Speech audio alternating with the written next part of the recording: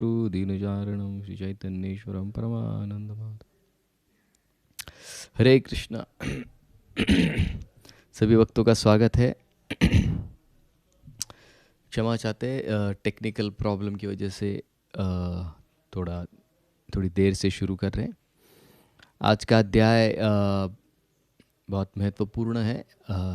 जैसे कल हमने देखा 13वें अध्याय में कि नारद मुनि धृतराष्ट्र और गांधारी के विषय में बताते हैं कि वो अब हिमालय की ओर निकल चुके हैं और अब वो कैसी तपस्या करने वाले हैं और उनकी क्या गति होने वाली है, और उनकी मानसिकता भी बताते हैं कि बड़े आनंद से वो तपस्या में अभी जुड़ने वाले हैं, क्योंकि उन्हें पता है कि आगे उनकी क्या गति होने वाली है। और ये बताने के पश्चात फिर वो युधिष्ठिर को कहते हैं कि आप रुकिए जब तक भगवान अपनी लीला समाप्त नहीं करते। जब भगवान अपनी लीला समाप्त करेंगे तो आप आगे का निर्णय लीजिए। तो ये इनडायरेक्टली बोलते, लेकिन युधिष्ठिर महाराज को समझ जाता है कि नारद मुनि क्या कहना चाहते हैं। और जब नारद मुनि चले जाते हैं तो कुछ समय के पश्चात फिर एक दिन जब बैठे हुए हैं तो अचानक उनको अजीब अजीब सी चीज़ें घटते हुए दिखने लगती है, जिसको अंग्रेजी में कहते हैं ओमेन, इल ओमेन। मतलब जैसे कई बार कहते हैं ना कि कुत्ता अगर भौंकता है रात में लंबे समय के लिए तो अशुभ माना जाता है, तो ऐसे अशुभ चिन्ह उनको दिखने लगते हैं। और फिर उस समय अर्जुन वापस आते हैं। तो ये क्या क्या चिन्ह थे और ये चिन्हों से कैसे उन्हें पता चलता है कि भगवान कृष्ण ने अपनी लीला समाप्त की है, तो ये इस चैप्टर में आज हम देखने वाले हैं। तो ये 14वां अध्याय है, इसका शीर्षक है disappearance of Lord Shri Krishna. सूत उवाच संप्रस्थिते द्वारक्या जिष्णुबन्धुदीक्षया ज्ञातुं च पुण्यश्लोकस्य कृष्णस्य च विचेष्टितम्। तो सूत गोस्वामी जब ये अभी बता रहे हैं शौनकादि ऋषि को, तो वो बता रहे हैं कि संप्रस्थिते मतलब अर्जुन गए हैं। कहाँ पर गए? द्वारक्याम।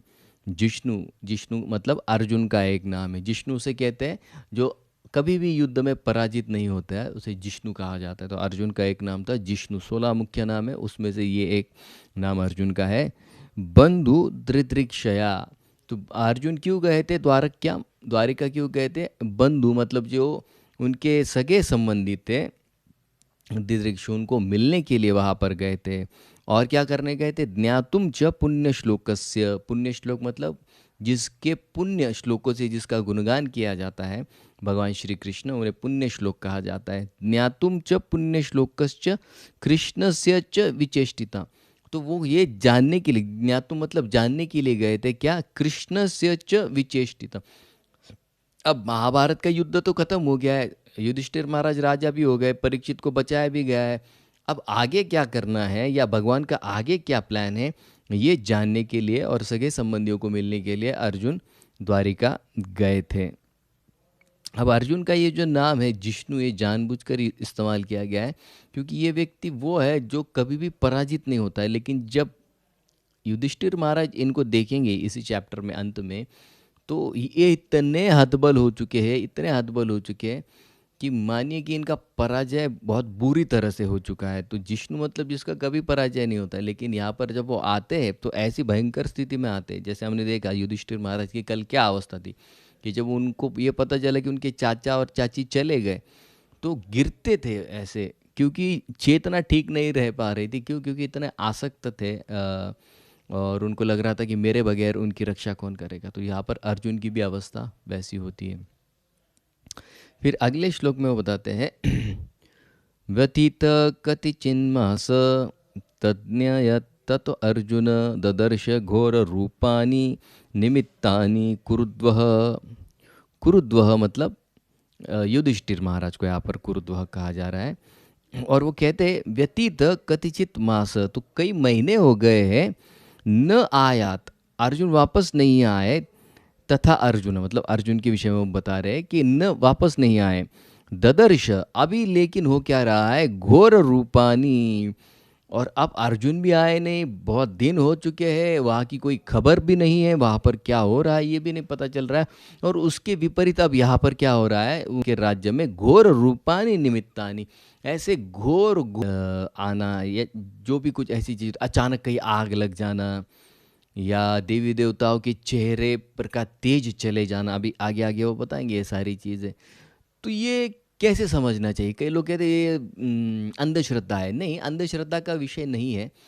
सिंपल एक उदाहरण देते हैं कि जैसे पेट में अगर कुछ गलती है या पेट में कुछ गड़बड़ है या कोई बीमारी है, तो उसे कैसे पहचाना जाता है? एक तो है नाड़ी, सबको नाड़ी परीक्षण आएगा नहीं कह सकते, लेकिन और एक चीज होती है, अगर पेट में कुछ भी गड़बड़ है तो सबसे पहले एक जगह पे उसके लक्षण दिखाई देने पड़ते पड़ते हैं, और वो जगह है आपकी जिह्वा। जिह्वा आपके पेट का एक जीता जागता आईना है। पेट में जो भी हो रहा है वो जिह्वा पर दिखेगा। अगर पेट में अल्सर है तो वैसे ही अल्सर आपकी जिह्वा पर आ जाएंगे। अगर पेट बहुत दिन से साफ नहीं तो आपकी जिह्वा सफ़ेद हो जाएगी। तो ऐसे ये जो लक्षणों से पता चलता है, उसी तरह से निसर्ग में जो बदलाव आते हैं, जियोग्राफी चैनल पर आप देख पाएंगे कि मेंढक पर विशेष रिसर्च किया जाता है। क्यों? क्योंकि निसर्ग और मेंढक की त्वचा ये बहुत क्लोज कनेक्शन है। इसके लिए मेंढक की त्वचा पर अगर कुछ भी बदलाव आते हैं तो निसर्ग के बदलाव से वो बहुत मिलते जुलते हैं। मेंढक की त्वचा से पता चलता है कि निसर्ग में क्या बदलाव आता है। उसी तरह से ये लक्षण होते हैं निसर्ग में, जैसे अलग अलग प्राणी दिखाएंगे, आपके देवी देवताओं के विग्रह दिखाएंगे। तो उनसे ये पता चलता है कि निश्चित आने वाले समय में कुछ गलत चीज़ें होने वाली है। जैसे जापान में मेरे ख्याल से 2013-14 की बात है, जब बहुत भयंकर सुनामी आई थी, तो वहाँ रहे हैं, उन्होंने देखा, ये न्यूज़ में भी था, तो उन्होंने देखा कि समंदर के एकदम गहराई में कुछ मछलियाँ रहती है, ज़्यादा बड़ी नहीं होती है, लेकिन वो मछली कभी भी सतह पर नहीं आती है। तो उनको कहा जाता है मैसेंजर्स ऑफ सी गॉड। वो तभी आती है जब बहुत बड़ा संकट आने वाला है, और वहाँ के मछुआरे कुछ दिन लगातार देख रहे थे कि ये मछली जो कभी नहीं दिखाई देती वो अभी दिख रही है। और उसके बराबर कुछ दिनों के बाद ऐसी भयंकर सुनामी वहाँ पर आई, बहुत ज़्यादा नुकसान उस समय हुआ था जापान को। तो वैसे ही निसर्ग में कुछ ऐसी चीज़ें निसर्ग दिखाता है जिससे हमको ये आगाह करने के लिए ये सूचना होती है कि आप अभी ख्याल रखिए। तो यहाँ पर युधिष्ठिर महाराज कई सारे चिन्ह देख रहे हैं। आगे वो ये देखते हैं, कालस्य च गतिम रौद्रम विप्रयस्त ऋतुधर्मनि धर्मिणः पापीयसां नृणां वर्तम क्रोध लोभ अनृतात्मनः। और क्या क्या चीजें वो देखते हैं, कालस्य च गतिम रौद्रम, काल की गति ही उल्टी हो गई है, ये वो देखते हैं। रौद्रम, और काल में भयावह ऐसी स्थिति निर्माण हो रही है। विपर्यस्त, विपर्यस्त मतलब काल की गति उल्टी हो गई है। और क्या क्या चीज़ों में बदलाव आ रहे हैं, क्या क्या चीज़ों में काल बदल गया है। ऋतु मतलब देखिए, अभी हम कई बार देखते हैं कि दिसंबर में बारिश नहीं होती थी पहले, कभी भी 5-7 साल पहले नहीं होती थी, लेकिन अभी दिसंबर में हर साल बारिश होती है। लेकिन दिसंबर तो ठंड का महीना होता है। तो ये क्या है, इसको कहा जाता है ऋतु विपर्यस्त। ऋतु में काल का बदलाव आना। धर्मिनः, धर्म के पालन में भी विपर्य मतलब उसमें भी बदलाव दिखाई दे। पापी यसाम नृणाम, ये क्यों हो रहा है? क्योंकि सारे नृण मतलब सारे लोग पाप का आचरण कर रहे हैं। वर्ताम, वर्ता मतलब क्या? अपनी उपजीविका चलाने के लिए क्रोध लोभ अनृत आत्मन, क्रोध लोभ और झूठे तरीके इस्तेमाल कर रहे हैं। तो इसकी वजह से क्या होता है, निसर्ग में अपने आप हमारी कृतियों की वजह से बदलाव आते हैं। जैसे अगर हम कोई कृति करते हैं खाने की गलत, उससे हमारे पेट में हमारे शरीर में बदलाव आते हैं। उसी तरह से जब कोई भी नृण मतलब कोई भी जनसाधारण का व्यक्ति गलत कार्य करता है तो निसर्ग में उसके बदलाव आते हैं। तो कोरोना ये और कुछ नहीं है, यह हमारी ही गलतियों का नतीजा हमारे सामने आ रहा है। तो यहाँ पर ये सारी चीज़ें युधिष्ठिर महाराज देखते हैं। तो प्रभुपाद जी तात्पर्य में लिखते हैं कि पहले जमाने में ब्राह्मण लोग कभी भी किसी के अंडर काम नहीं करते थे, क्योंकि ब्राह्मण उसी को कहा जाता है जो इंडिपेंडेंट होता है अपने विचारों में, वो किसी पर निर्भर नहीं रहता है। मिला खाने के लिए मिला, ठीक है, नहीं ठीक है, कम से कम जरूरतों में जो जीवन चलाता है और शास्त्र अध्ययन में जिसका मन है, भगवत चिंतन में जिसका मन है, वो किसी पर आश्रित नहीं होता है। वो सिर्फ और सिर्फ आश्रित होता है तो दो ही लोगों पर, गुरु और कृष्ण पर, अन्यथा वो किसी बाहर के व्यक्ति पर। लेकिन अब हम देखते हैं कि भले ही कोई ब्राह्मण घर में जन्म लेता है लेकिन किसी के लिए काम करता है। ब्राह्मण कभी किसी के लिए काम, वो इंडिपेंडेंट है, वो इसका मुख्य एक लक्षण है, प्राइमरी सिम्टम है उसका। और फिर वो दूसरे की उपजीविका जब ले लेता है, वैसे दूसरे के लिए काम करना है किसका धर्म है? ये वैश्य और शूद्र का धर्म है। लेकिन वो उनके काम करने जब लग जाता है तो क्या होता है? समाज में उथल पुथल। वैसे क्षत्रिय जो रक्षण करने वाले थे वो भी कई बार आपको देखेंगे लेबर का काम करते हैं। वैश्य जो है खेती करनी चाहिए तो वो भी कई लेबर बन गए या कोई और अलग कामों में लगे। तो दूसरे की उपजीविका लेने का जो सिम्टम है, पहली बार युधिष्ठिर महाराज, इससे पहले कभी नहीं देखा था, पहली बार वो देख रहे हैं। जिह्मा प्रायं व्यवहृतं शाठ्य मिश्रम च सौरधाम पित्र मात्र सुरत भ्रात्र दंपति नाम च कालकनम।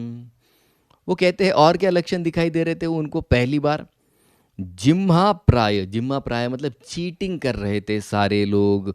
व्यवहारतम, व्यवहार मतलब किसी भी छोटे या बड़े व्यवहार में क्या कर रहे थे? चीटिंग कर रहे थे। शाठ्य, हाँ पैसे दूंगा और देते ही नहीं थे, डुप्लीसिटी वहाँ पर वो कर रहे थे। मिश्रम, मिश्रम मतलब क्या? अनाज में कहीं मिक्स कर देना, दूध में कभी यूरिया डाल देना। तो ये सारी चीज़ें मतलब मिक्सचर जिसको कहते हैं, भेसड़ मराठी में जिसको कहते हैं, तो ये सारी चीज़ें संतति में भी मिश्र हो रही थी। क्योंकि पहले ब्राह्मणों का विवाह ब्राह्मणों में होता था, क्षत्रियों का विवाह, क्योंकि क्या वो कुल के जो गुण हैं उसे शुद्ध रखने के लिए। जैसे गाय के गुण अगर शुद्ध रखने हैं तो एक गायों के बीच में ही वर्ण संकरता मतलब मिश्र होता था। लेकिन अब क्या किया गया है कि गाय के मांस का भक्षण करने के लिए और दूध को बढ़ाने के लिए सूअर के साथ उसका मिश्रण कर दिया गया है। तो उसकी वजह से क्या हुआ? गाय अभी पूरी शुद्ध नहीं रही, उसमें मिक्स हो चुका है। तो यहाँ पर मिश्रम, एडल्ट्रेशन जिसको कहते हैं। च सौरदम, और उसमें ही नहीं, सौरदम मतलब हमारे जो सुहृद है, हमारे जो वेलविशर लोग हैं, उनमें पितृ मात्र सुहृद भ्रात्र और दंपति कलाना। मतलब क्या? ये सारे लोगों में छोटे छोटे चीज़ों की वजह से झगड़े होने लग गए थे। ये थे कि ये काल का प्रभाव देखिए, कली काल जब आता है तो ये सारी चीज़ें लेकर आती है। इसके लिए कली काल में शुद्ध रखना खुद को, ये सबसे बड़ा चैलेंज हो जाता है, क्योंकि काल का भी अपना एक प्रभाव हम पर पड़ रहा है। और इसके सबसे पहले शिकार हमने देखा था, कौन थे? वेद व्यास जी थे। कि उनके मन में जो डाउट आया, असंतुष्टि जो छाई, वो कलयुग की वजह से थी। ये विश्वनाथ चक्रवर्ती ठाकुर लिखते। तो यहाँ पर ये जो सारे माता में, पिताओं में, भाइयों में, भ्रातृ दंपति, हस्बैंड वाइफ, पति पत्नी में, ये जितने भी कल कानम मतलब क्या, जो छोटी छोटी चीज़ों को लेकर झगड़े हो रहे हैं, ये निश्चित और निश्चित रूप से किसका प्रभाव है? कलयुग का प्रभाव। इसके लिए अगर हमको कलयुग के प्रभाव को तोड़ना होगा तो उसके लिए हमें भगवान श्री कृष्ण का नाम का आश्रय लेना बहुत बहुत ज़रूरी है। क्योंकि क्या होता है, कलयुग क्या करता है? घर में छोटे छोटे सेंटर्स बना देता है, ये एक सेंटर, वो एक सेंटर। तो अलग, अगर पानी में अलग अलग पत्थर अलग अलग जगहों पे पड़ेंगे तो उसके जो सर्कल निकलते हैं वो टूटते हैं। लेकिन सारे पत्थर एक साथ एक जगह पे गिरेंगे तो सर्कल सब क्या होते? यूनिटी में दिखाई देते। उसी तरह से घर में एक कॉमन केंद्र बिंदु अगर होगा भगवान कृष्ण, तो फिर ये छोटे छोटे कलह नहीं होंगे, होंगे भी तो बड़ी जल्दी सुलझ जाएंगे। क्योंकि सब लोग किसके लिए काम कर रहे हैं? भगवान श्री कृष्ण को संतुष्ट करने के लिए। तो ये सब किसके वजह से हो रहा है? तो अब वो अगले श्लोक में बताएंगे कि ये किसके प्रभाव से हो रहा है। निमित्तान्य अत्यरिष्टानि काले त्व अनुगते नृणाम लोभाद्य अधर्म प्रकृतिम युधिष्ठिरो वाचानुजम नृपः निमित्तानि, ये सारे चीज़ों का कारण क्या है? अति मतलब बहुत सीरियस, अरिष्टानी, ये जो चिन्ह दिख रहे हैं निसर्ग में, काले तु अनुगते, ये काल का ही प्रभाव है। नृणाम लोभ आदि अधर्म प्रकृतिम, प्रकृति मतलब नृणाम मतलब मनुष्यों में, प्रकृति मतलब ये सारे जो स्वभाव या हैबिट्स दिख रहे हैं, लोभ आदि अधर्म जैसे, दृष्टवा उवाच अनुजम नृपः, तो ये किसकी वजह से है? काले तु अनुगते, ये काल का ही प्रभाव है, कलयुग का ही प्रभाव है, इसलिए ये सारे बदलाव मनुष्यों में दिख रहे हैं। तो वो युधिष्ठिर महाराज समझ गए कि कलयुग का प्रवेश हो चुका है। अब युधिष्ठिर महाराज बोलना शुरू करते हैं। युधिष्ठिर उवाच, अभी ये वही श्लोक है जो सूत गोस्वामी ने पहला श्लोक गाया था, उस एग्जैक्ट वही का वही श्लोक यहाँ पर रिपीट किया गया है। युधिष्ठिर उवाच संप्रेषितो द्वारकायां जिष्णुर्बन्धो दृक्षया ज्ञातुं च पुण्य श्लोकस्य कृष्णस्य च विचेष्टिताम्। तो अर्जुन के विषय में बोल रहे हैं कि बहुत दिन हो गए अर्जुन द्वारिका चले गए हैं। द्वारिका क्यों चले गए? अपने बंधुओं से मिलने के लिए, और भगवान श्री कृष्ण का प्लान अभी आगे क्या है ये सुनने के लिए वहाँ पर गए थे। तो कितने दिन बाहर थे? गत सप्तादुना मासा भीमसेन तवानुजा नायाति कस्य वा हेतोर्नाहं वेदेदमंजसः।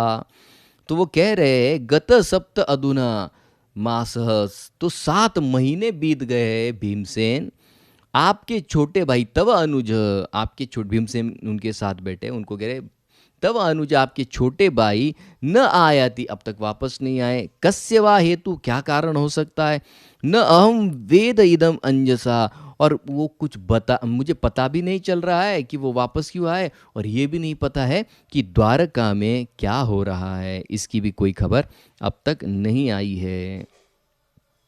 तो फिर उनके मन में विचार आता है कि अरे ये सब क्यों हो रहा है। तो एक विचार उनके मन में आता है, अपि देवऋषिना आदिष्ट सकालोयम उपस्थित यदात्मनो अंगम अक्रीडम भगवान उत्सीश्र शिक्षति। तो वो कहते हैं कि शायद अपि मतलब शायद, वेदर, ये भी हो सकता है, देवऋषि ना आदिष्ट, कि मुझे कुछ दिनों पहले देवर्षि नारद ने यह बताया था, आदिष्ट मतलब बताया था, सह काल अयम उपस्थित, उन्होंने कहा था कि भगवान श्री कृष्ण बहुत जल्दी अपनी लीला खत्म करने वाले हैं, शायद ये वही काल अब आ चुका है, ऐसा उनके मन में उपस्थित आया है। यदा आत्मन अंगम अक्रीडम भगवान उत्सी शिक्षति, तो कहते हैं कि भगवान ने शायद क्या किया है, उनकी लीलाओं को समाप्त कर दिया है, या शायद वो समय आ गया है कि भगवान ये सारी चीज़ें सोच रहे हैं। तो यहाँ पर जो शब्द आते हैं अंगम अक्रीडम भगवान उत्शिक्षति, तो कहते हैं इसके विषय में कि जब भगवान श्री कृष्ण कहीं पर भी आते हैं या अवतार लेते मतलब वो स्वयं अवतारी है, वो अवतार नहीं लेते, वो खुद आते हैं, उन्हीं से सारे अवतार आते हैं, लेकिन जहाँ पर कहीं वो अवतीर्ण होते हैं, तो जब वो आते तो सारे अवतार उनमें आ जाते हैं एक साथ। तो जैसे प्रभुपाद जी तात्पर्य में बहुत सुंदर तात्पर्य है, ये पढ़ने लायक तात्पर्य है। तो भगवान जब आते तो सारे अवतार उनमें आ जाते हैं। जैसे कि उदाहरण देते प्रभुपाद जी, भगवद गीता 4.7 और 4.8। तो 4.7 में वो बताते हैं यदा यदा ही धर्मस्य ग्लानिर्भवति भारत। तो धर्म की जब ग्लानि होती है तो क्या भगवान क्या कहते हैं, मैं आता हूँ हर युग में। और दूसरा का 4.8 में वो बताते हैं परित्राणाय साधुनाम विनाशाय च दुष्कृतम्, धर्म संस्थापना आता है संभवामि युगे। तो मैं हर युग में आता हूँ धर्म की स्थापना करने के लिए।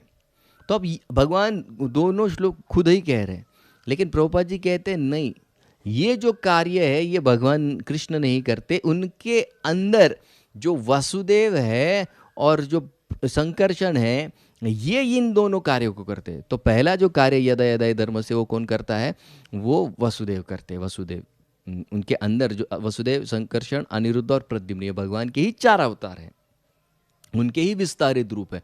तो ये युद्ध वगैरह करना ये सब कौन करता है, भगवान के विस्तारित, भगवान के जितने ही शक्तिशाली है, लेकिन उनके अस्तित्व का पर्पस अलग है।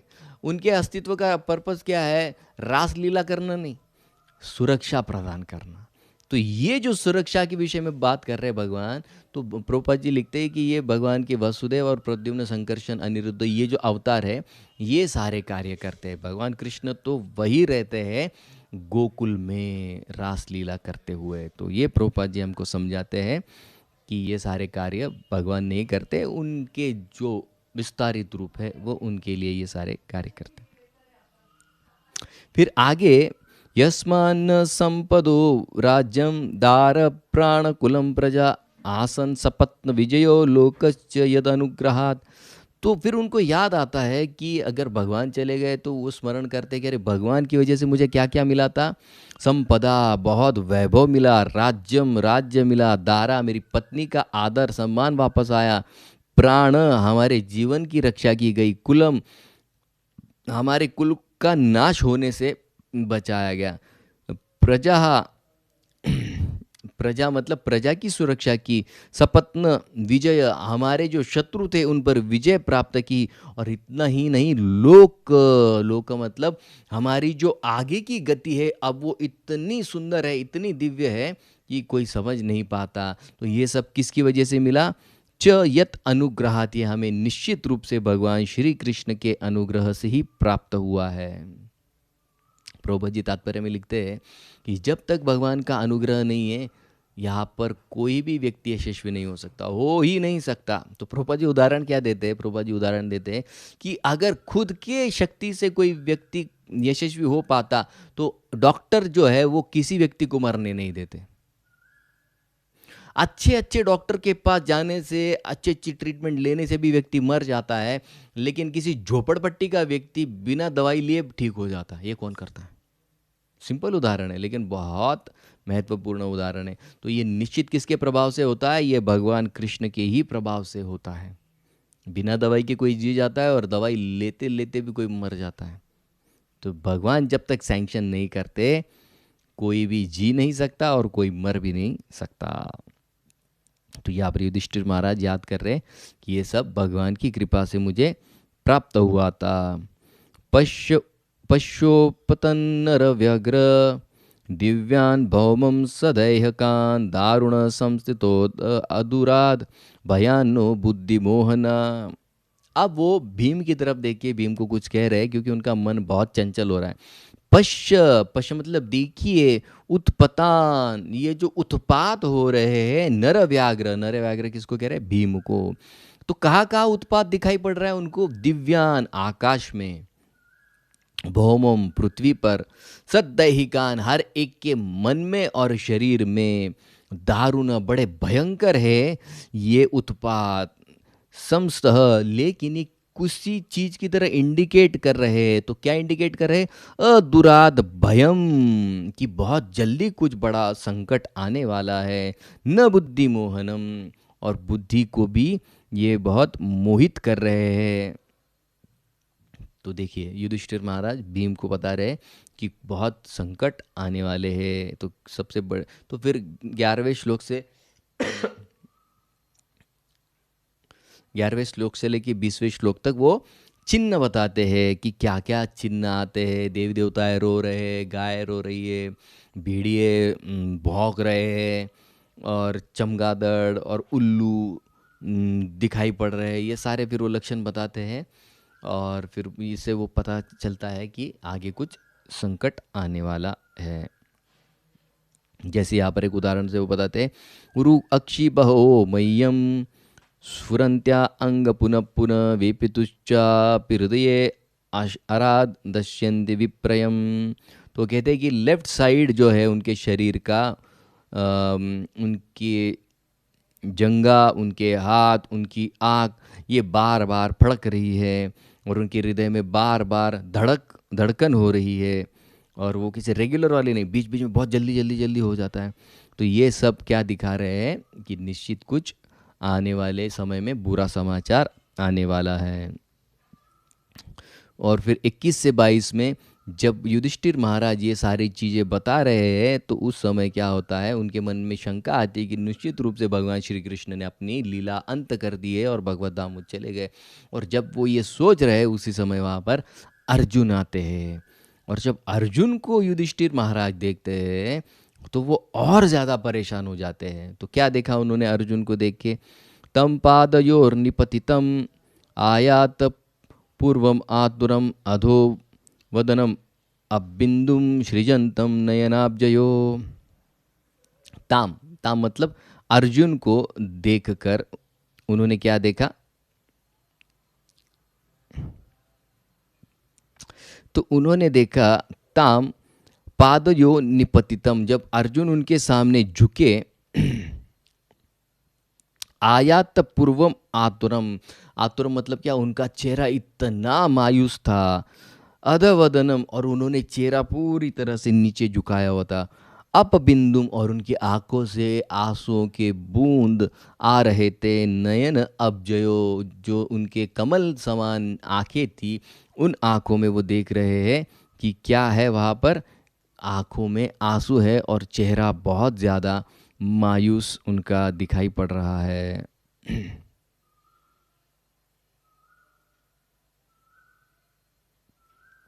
फिर आगे वो कहते हैं, विलोक्योद्विग्न हृदयो विच्छयम अनुजम नृप पृच्छन्ति स्म सुहृन्मध्ये संस्मरण नरदेदितम नारद ईरितम।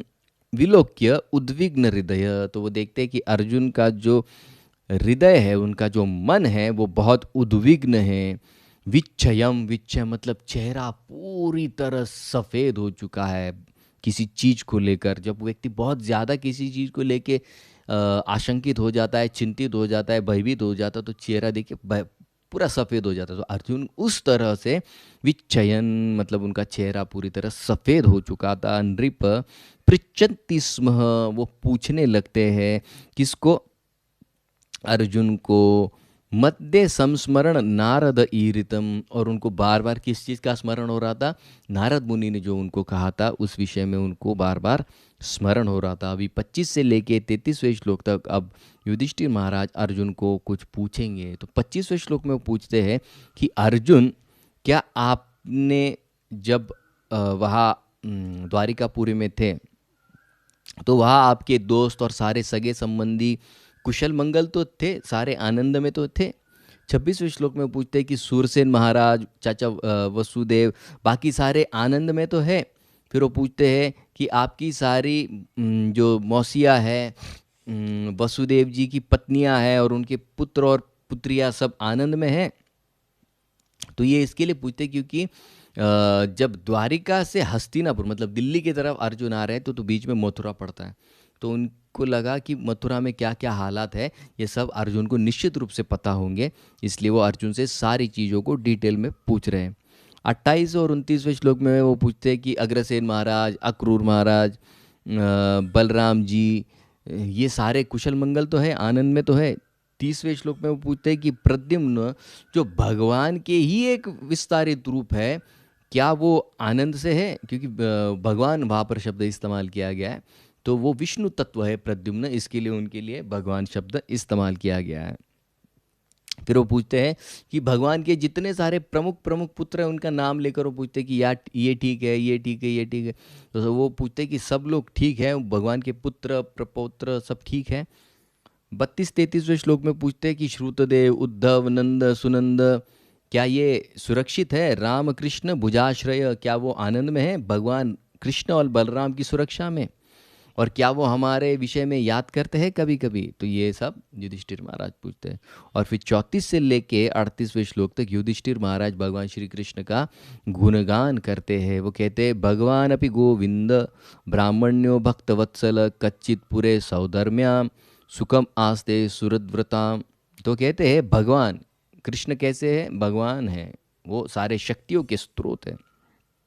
और उतना ही नहीं, भगवान अपि गोविंद, वो गाय और बाकी सारे भक्तों की इंद्रियों को भी आनंद देते हैं। ब्राह्मण्य, भगवान कृष्ण कैसे है? ब्राह्मणों की सुरक्षा करने वाले हैं। भक्तवत्सल, और अपने भक्त, फिर वो किसी भी जाति धर्म का हो, सबके प्रति वात्सल्यता और प्रेम दिखाते हैं।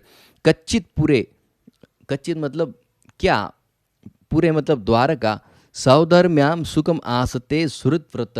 वो पूछते हैं, अभी वो डायरेक्टली तो नहीं पूछ सकते कि भगवान ठीक है क्या, क्योंकि अब भगवान को क्या पूछेंगे, आप ठीक है? वो तो ठीक ही है, हम ठीक है कि नहीं ये पूछना चाहिए भगवान को। जब मंदिर में आते हम पूछते कैसे, मैं कैसा हूं, ये प्रश्न महत्वपूर्ण है। तो युधिष्ठिर महाराज के मन में यार भगवान को क्या पूछना कि आप कैसे हो, वो तो अच्छे ही होंगे। तो फिर वो पूछते इनडायरेक्टली कि जो सुधर्म हॉल में रहने जिनका शासन चलता है वो भगवान श्री कृष्ण कैसे है। सुरत जो यहाँ पर वो अपने सुरत अपने प्रियजनों के साथ वहाँ पर सभा में बैठते हैं, वो भगवान श्री कृष्ण कैसे है।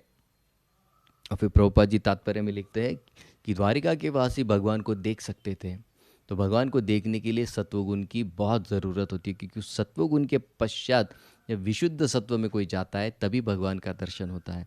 और सत्वगुण का विकास कैसे होगा, जब हम हमारी साधना शुद्ध रखेंगे, सारे नियम अच्छी तरह से पालन करेंगे, तभी हमें एक न एक दिन भगवान का अनुभव निश्चित रूप से प्राप्त होगा।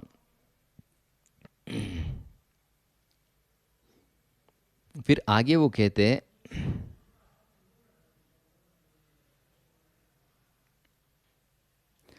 मंगल्य च लोकानां क्षेमाय च भवाय च आस्ते यदुकुलोद्भवम् आद्यो अनंत शाखा पुमन् यद बाहुदंडगुप्तायां स्वपुर्यां यदु अर्चितः क्रीडन्ति परमानंदम महापौरुषिके इवह। तो वो कहते हैं कि क्या द्वारका में भगवान श्री कृष्ण और बलराम जी वहाँ पर सबको सुरक्षा और आनंद प्रदान तो कर रहे हैं, क्या वो इस भूमि के ऊपर जब उन्होंने अवतार लिया है क्या सबका हित वो चिंतन कर रहे हैं। और इतना ही नहीं, और वो ये कहते हैं कि निश्चित रूप से आप ये देख पाए होंगे वहाँ पर कि यदुकुल के जो निवासी है, जो भगवान की सुरक्षा में रहते हैं, निश्चित रूप से वो स्वर्ग के नहीं वैकुंठ के वासियों की तरह आनंद में होंगे। ऐसा गुणगान वो युधिष्ठिर महाराज यहाँ पर कर रहे हैं। यत्पात शुश्रासन मुख्य कर्मणा सत्यादयोद्व्यास्त सहस्त्र योषिता निर्जित्य सांख्ये त्रिदशमस्तदाशिषो हरन्ति वज्रायुधवल्लभोचितः। फिर वो उनकी रानियों के विषय में पूछने लगते हैं। तो क्या पूछते हैं, शुश्रूषण मतलब क्या भगवान श्री कृष्ण की 16,108 रानियाँ, मुख्य उनमें से जो मुख्य रानियाँ हैं कर्मणा उनके कर्म, कौन सी रानियाँ, सत्य आदय मतलब जो प्रमुख उनकी रानियाँ हैं 16 रानियाँ, द्विअस्ते सहस्त्र योषिता मतलब उनकी संख्या बता रहे हैं। तो क्या ये जो रानियां हैं शुश्रूषण, क्या भगवान की बहुत अच्छी तरह से सेवा करके भगवान को आनंद तो दे रही है ना, मतलब वो ये पूछ रहे कि निश्चित रूप से वो कर ही रही होंगी, भगवान वहाँ पर निश्चित आनंद से होंगे ही। और वो फिर एक जो उनकी मुख्य रानी थी सत्यभामा, उनके विषय में पूछते हैं कि ये वही भगवान है जिन्होंने सत्यभामा के लिए देवताओं के राज्य से पारिजात वृक्ष लाया था। एक जैसे कोई पत्नी कहती कि हे पाहिजे म्हणजे पाहिजे, नहीं में आलं तर बघा, तो उसी तरह से वो सत्यभामा भगवान को ये करती थी कि आज शाम तक वो पेड़ नहीं लाया तो देखिए आप फिर क्या होगा। तो उसके कहने पर भगवान गए और इंद्र से झगड़ा किया। किसके लिए, एक पारिजात वृक्ष के लिए। वो इंद्र के लिए भगवान ने इतना सब कुछ किया, और वो जब इंद्र को पूछे एक पेड़ लेके जाओ क्या पत्नी के लिए, तो बोले ये तो स्वर्ग का प्रॉपर्टी आपका लेके जाओ। तो झगड़ा हुआ, देखिए युद्ध किया ये इंद्र ने भगवान श्री कृष्ण का, जिस कृष्ण ने उनके लिए इतना किया उनसे झगड़ा किया। और ये गोविंद नाम क्यों इस्तेमाल किया, क्योंकि ये इंद्र ने दिया हुआ नाम है गोविंद। गायों को जो आनंद प्रदान करते हैं वो गोविंद, तो गोविंद कुंड पर इंद्र ने अभिषेक किया था, और उसी गोविंद को उन्होंने एक पेड़ भी नहीं दिया। इतने जल्दी हम भूल जाते हैं भगवान ने हमारे लिए जो उपकार किए हैं। तो ये यहाँ पर दर्शाया जा रहा है कि इंद्र पर इतने जो उपकार किए भगवान ने, ऐसे ही भूल गया। क्यों, क्योंकि भोग विलास में इतना है, शक्ति बहुत है इंद्रियों में, लगता है कि भगवान की क्या जरूरत है। जिस दिन इंद्रियों की शक्ति क्षीण हो जाएगी ना, तो फिर तब देखिएगा। जितने लोग आज कहते हैं ना कुछ नहीं होगा कुछ नहीं होगा, बस आप जब उनकी शक्ति किसी वायरस की वजह से, किसी बीमारी की वजह से क्षीण हो जाती है ना, जब बेड पर आ जाता है व्यक्ति, कुछ करने लायक नहीं रहता ना, जितने 33 कोटि देवता सबके नाम अपने आप लेना चालू कर देता है। कब तक? जब तक शरीर में शक्ति है तब तक। उसके बाद फिर निश्चित रूप से कोई भी कहीं ना कहीं आश्रय ढूंढने ही लगता है। तो वैसे ही हम भूल जाते हैं कि भगवान ने हमारे लिए क्या क्या किया है। तो वो सत्यभामा को याद करते हैं कि कैसे भगवान उसको स्वर्ग लेके गए थे, दीति ने उनका आदर सत्कार किया, दीति ने उनके नंदन कानन उनको दिखाया कि ऐसे ऐसे सुंदर सुंदर पेड़ फल हमारे यहाँ पर है। तब सत्यभामा के मन में वो पारिजात वृक्ष भर जाता है। क्यों? क्योंकि उन्होंने पहले पारिजात वृक्ष कहाँ देखा था?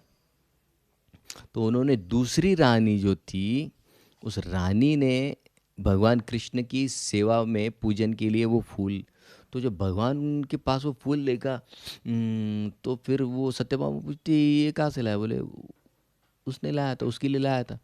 तो वो इतनी चिढ़ जाती है कि सब कुछ उसको ही दो, मुझे कुछ मत दो, नाराज़ हो जाती है। फिर वो कहती है कि ठीक है तुम्हारे लिए भी लेकर आऊँ। बोले मेरे को फूल नहीं चाहिए, मेरे को पूरा पेड़ चाहिए। तो वो झगड़ा होने के पश्चात फिर भगवान जाते हैं। इसके लिए किसी पति को किसी चीज़ की डिमांड होती है तो नेचुरल है, चिंता मत कीजिए। ये भगवान के साथ भी होता है, अगर आपके साथ हो रहा है तो टेंशन लेने की बात नहीं है। तो यहाँ पर ये बताया जा रहा है। फिर आगे वो कहते हैं यद बाहुदंड अभिदयो अनुजीवनी यदु प्रवैर्य अकुतो भयमुः अधिक्रमन्त्यांग्रिभिर अहर्तम बलात् सबम सुधर्मम सुरसत्तमोचितम। फिर वो कहते हैं कि वो यदुओं के विषय में क्या कहना, जो भगवान की भुजाओं के द्वारा सुरक्षित है।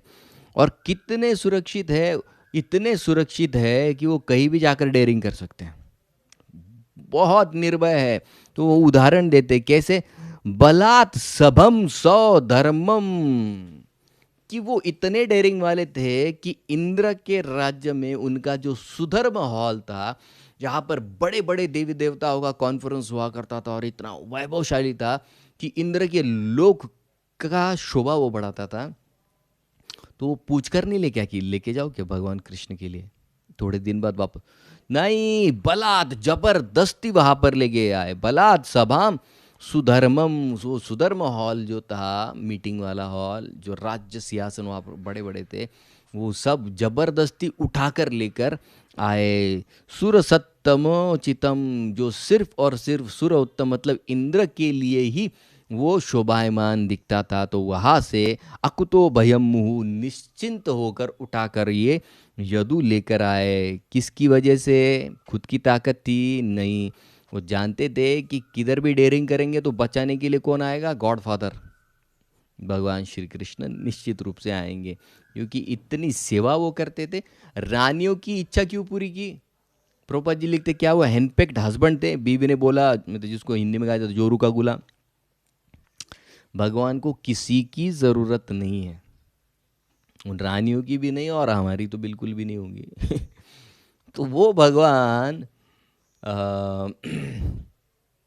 क्यों करते थे? तो उस श्लोक में कहा गया है वो इतने मन से उनकी सेवा करती थी, कि इतनी सेवा करते थे कि भगवान को थोड़ा सा भी कुछ असुविधा न हो, इतना वो भगवान का दिन रात ख्याल रखते थे। तो उनके प्रेम के साथ आदान प्रदान कुछ तो कुछ करना पड़ेगा, कि वो इतना मेरे लिए कर रहे, तो भगवान को भी बड़ा बुरा लगता था।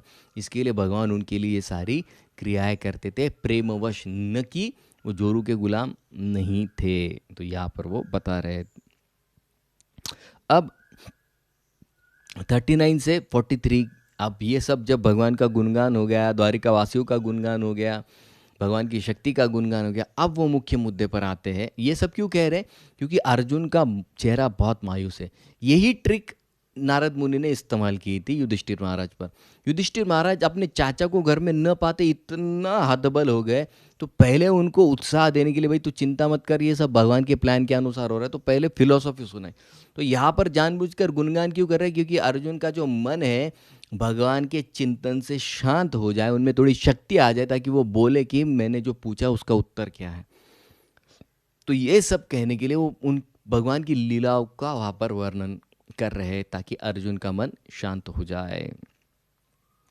अब वो मुख्य मुद्दे पे आते हैं और उनको अब ये पूछेंगे कि अर्जुन, आपका चेहरा इतना निस्तेज क्यों है, आपकी शक्ति इतनी हीन क्यों हो चुकी है? तो क्या ये 10 कारणों में से कोई कारण है जिसकी वजह से आप इतने निस्तेज हैं। तो जीवन में कभी भी अगर अशक्त लगे, खाना पीना कम होने की वजह से, बीमारी की वजह से नहीं, वो भी एक कारण यहाँ पर बताया गया लेकिन अन्य भी और कारण है जिसकी वजह से असंतुष्टि का अनुभव होता है।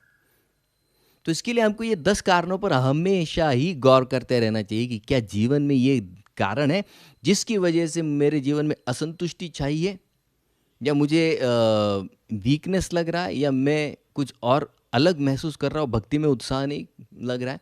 तो ये 10 कारणों पर हमको लेना चाहिए। तो एकदम ग्रॉस लेवल से एकदम सटल लेवल पर जाते हैं। तो सबसे पहले हम जैसे अभी कहे हेल्थ, तो उसके विषय में पूछते हैं। कच्चित्ते अनामयम तात, अनामयम मतलब क्या आपकी तबीयत ठीक है अर्जुन, या किसी बीमारी की वजह से आप रोगग्रस्त है, जैसे जिसकी वजह से आपका चेहरा सफ़ेद या फीका पड़ चुका है। भ्रष्ट तेज विभासी, क्या बीमारी की वजह से आपका तेज भ्रष्ट हो चुका है, नष्ट हो चुका है। अलब्ध मान अवज्ञात, तो उनको लग रहा, तो वो देखते कि नहीं ये तो ठीक लग रहा है। फिर दूसरा वो पूछते अलब्ध मानो अवज्ञात, तो किं वा तात चिरोषित, तो तुमको किसी ने अलब्ध मान, तुमको किसी ने मान नहीं दिया वहाँ पर द्वारिका में, अवज्ञात, तो और मान भी नहीं दिया और निग्लेक्ट भी किया, तुमको दुर्लक्षित थे आप वहाँ पर। तो वो पूछ सकते हैं किसके कारण दुर्लक्षित था, तो कहते हैं चिरोषित, क्या आप बहुत ज़्यादा समय रहे इसके लिए लोगों ने आपको दुर्लक्षित किया और आपको मान नहीं दिया, क्या ऐसी कोई घटना वहाँ पर हुई। तो देखिए अगर किसी के घर में हम ज़्यादा दिन रुकते हैं तो उसका एक साइड इफ़ेक्ट क्या होता है, अलब्ध मान, कुछ दिनों बाद आपको मान नहीं मिलेगा जैसे पहले दिन मिलता था। अवज्ञा तो आप है नहीं है, किसी को कोई फ़र्क नहीं पड़ता है। इसके लिए किसी भी जगह पर समय से ज़्यादा रुकना नहीं चाहिए, वरना मान की जब हानि हो जाती है तो निश्चित रूप से व्यक्ति अपना तेज खो देता है। तो यहाँ पर हमको यह युधिष्ठिर महाराज सिखा रहे हैं। 40वें श्लोक में वो बताते हैं क्या योग्य शब्दों के द्वारा आपको किसी ने निर्देशन किया, या आप किसी को दान दक्षिणा देना भूल गए या आपने नहीं दे पाए। कंचिन्ना अभिहित अभवान शब्दादि भी अमंगल है, तो कहते हैं शब्द आदि अमंगल, आपके विषय में किसी ने कुछ कटु शब्द कहे हैं क्या। अभवान मतलब जैसे कोई शत्रु के लिए कोई शब्द इस्तेमाल करता है, वैसे कोई शब्द आपके लिए इस्तेमाल किए, इसकी वजह से आपका चेहरा फीका पड़ गया है।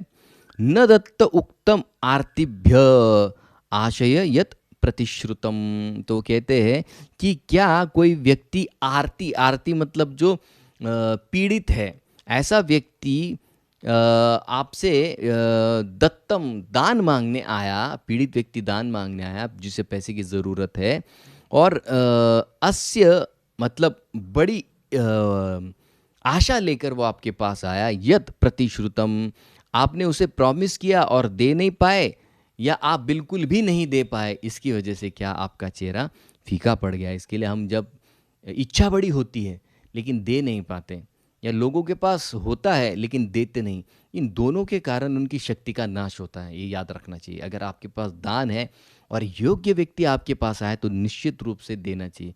कई बार लोग क्या करते हैं, कोई भिखारी को प्रसाद देना चाहिए। पैसा अगर देते तो वो क्या करता है, एक तो बीड़ी पिएगा, नहीं तो कुछ गलत काम कर लेगा, तो उसके पाप की भागीदारी हमको बनना पड़ता है। तो उससे बेहतर क्या है, उसकी कोई ऐसी ज़रूरत पूरी कीजिए, कपड़े या जो भी उसको लगता है वो दीजिए, उससे उसको फ़ायदा होता है। तो कई बार क्या होता है, होते हुए भी हम नहीं देते तो मन में बुरा लग जाता है, अरे देना चाहिए था, देना चाहिए था। तो क्या आप अर्जुन आपने कुछ ऐसा किया है जिसकी वजह से आपके चेहरे का तेज नष्ट हो चुका है। आगे वो कहते हैं कच्चित्वाम ब्रह्मणाम बालम गावम वृद्धम रोगिणाम स्त्रियम शरणो पृष्ठम सत्वम न अस्तिक्ष शरण प्रद, तो कहते हैं कच्चित क्या, त्वाम आपने ब्राह्मण को, बालम छोटे बच्चे को, गाम गाय को, वृद्ध व्यक्ति को, बूढ़े व्यक्ति को, रोगिना किसी रोगी को, स्त्रियाम किसी स्त्री को, शरणम उपसृतम उस किसी व्यक्ति ने आपकी शरण लेने की इच्छा से आपके पास आया था, सत्वम कोई भी जीव, न अत्यक्ष शरणप्रद वो शरण देने के योग्य था लेकिन अत्यक्ष ही मतलब आपने उसे शरण नहीं दी। क्या ऐसा कुछ आपके हाथों से हुआ है? क्योंकि एक क्षत्रिय के लिए किसी को शरण न देना बड़े निंदनीय बात होती है उसके लिए, ये उसके धर्म के विरुद्ध है और वो पाप का भागीदार बनता है, इससे उसकी शक्ति अपने आप नष्ट हो जाती है। तो अर्जुन, क्या आपने इनमें से किसी को जो शरण मांगने आया था शरण नहीं दी, ऐसा कुछ हुआ है? फिर वो कहते हैं कच्चित्वाम न आगमो आगम्यम गम्यम व असत्कृतम स्त्रिया।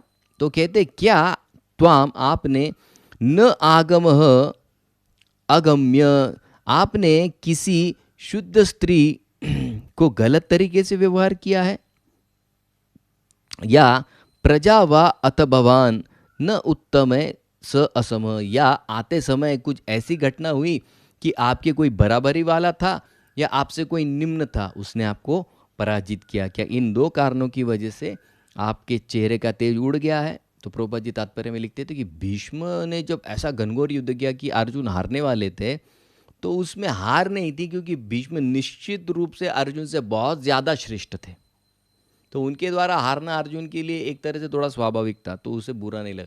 लेकिन जब कर्ण के विषय की बारी आई तो अर्जुन कृष्ण की तरफ देखते हैं और कृष्ण समझ जाते हैं, इसके लिए अर्जुन के खिलाफ जब भगवान अर्जुन को कर्ण के खिलाफ जब भगवान अर्जुन को बचाते हैं तो भगवान क्या करते हैं, कई सारी ट्रिक्स लगाते हैं। जैसे अर्जुन कर्ण जब वो सर्पास्त्र छोड़ता है तो भगवान अपने घोड़ों को इशारा करते हैं और जैसे ही अस्त्र आता है घोड़े नीचे बैठ जाते हैं और वो जो अस्त्र है अर्जुन के कान के पास से चला जाता है मुकुट को गिराते हुए, अर्जुन को कोई क्षति नहीं होती है। तो ये ट्रिक्स इस्तेमाल करते हैं क्योंकि कर्ण अर्जुन के बराबरी वाला था। और प्रभा जो हर एक चीज़ लिखते तात्पर्य में कि जैसे एक योग्य स्त्री के साथ गलत व्यवहार किया, ये जब कहते तो प्रभुपाद कहते थे कि उस समय भी स्त्री पुरुष के लिए कांटेक्ट करने की सुविधा थी, ऐसा नहीं कि एकदम रिजिड था, नहीं। अगर कोई उच्च कुल का व्यक्ति है तो वो उसके नीचे वाले कुल की स्त्रियों के साथ निश्चित रूप से संपर्क कर सकता था और उसकी पूरी सूची भी प्रभुपाद जी तात्पर्य में देते हैं। तो वो फैसिलिटी भी थी, लेकिन निम्न वर्ग उच्च स्तर में जाए ये फैसिलिटी नहीं थी क्योंकि दोष उत्पन्न होने के चांसेस ज़्यादा थे। तो ये प्रभुपाद जी डिटेल में वहाँ पर तात्पर्य में बताते हैं।